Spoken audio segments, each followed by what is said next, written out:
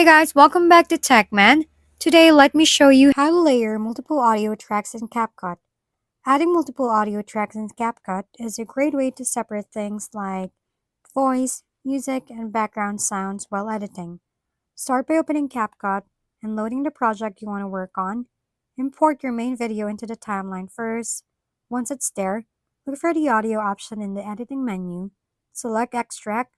Now choose the video file that contains the audio you want to pull from. As soon as you select it, CapCut will automatically extract the sound and place it as a separate track on the timeline. If you need more audio layers, simply repeat the same step. Tap Extract again and select another video or audio source.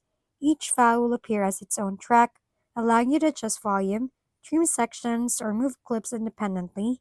This approach works especially well for projects with multiple microphones, gameplay recordings, or videos with separate music and voice tracks.